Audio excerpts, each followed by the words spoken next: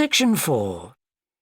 You will hear a university lecture about an endangered bear in British Columbia, Canada, known as the spirit bear. First, you have some time to look at questions 31 to 40.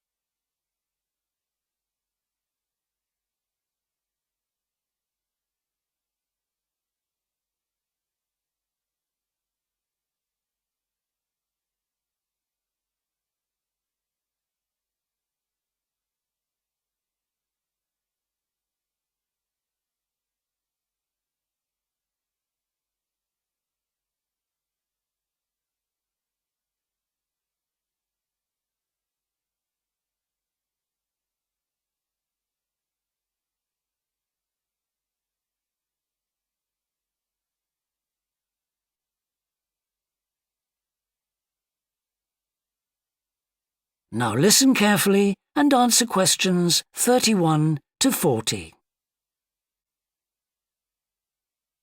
Today, we continue our series on ecology and conservation with a look at a particularly endangered member of the black bear family. 1 in 10 black bears is actually born with a white coat, which is the result of a special gene that surfaces in a few. Local people have named it the spirit bear, and according to the legends of these communities, its snowy fur brings with it a special power. Because of this, it has always been highly regarded by them, so much that they do not speak of seeing it to anyone else. It is their way of protecting it when strangers visit the area. The white bear's habitat is quite interesting.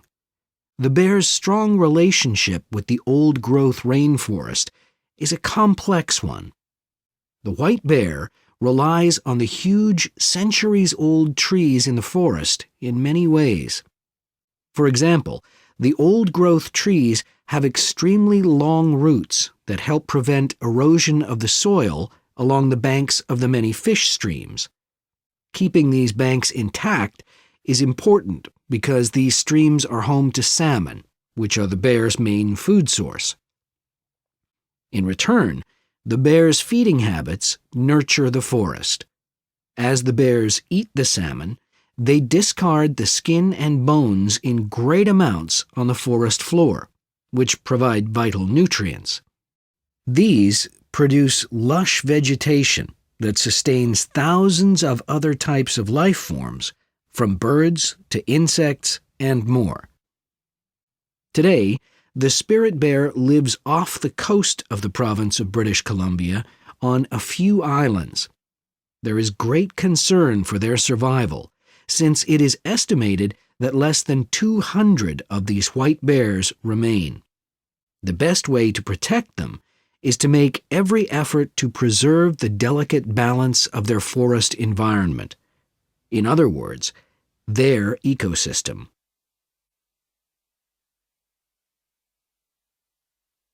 The greatest threat to the bear's existence is the loss of its habitat. Over many years, logging companies have stripped the land by cutting down a large number of trees. In addition, they have built roads which have fractured the areas where the bear usually feeds, and many hibernation sites have also been lost. The logging of the trees along the streams has damaged the places where the bears fish. To make matters worse, the number of salmon in those streams is declining because there is no legal limit on fishing at the moment. All these influences have a negative impact on the spirit bear's very existence, which is made all the more fragile by the fact that reproduction among these bears has always been disappointingly low. And so, what's the situation going forward? Community organizations environmental groups, and the British Columbia government are now working together on the problem. The government is now requiring logging companies to adopt a better logging method, which is a positive step. However, these measures alone may not be sufficient to ensure a healthy population of the spirit bear in the future. Other steps also need to be taken. While it is important to maintain the spirit bear's habitat, there also needs to be more emphasis on its expansion. The move is justified as it will also create space for other bears that are losing their homes to damage. That is the end of section 4. You now have half a minute to check your answers.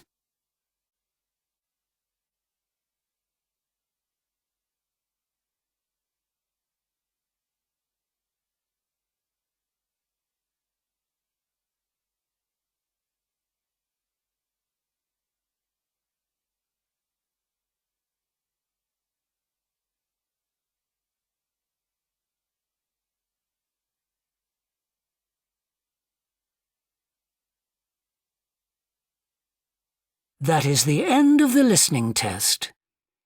In the IELTS test, you would now have 10 minutes to transfer your answers to the answer sheet.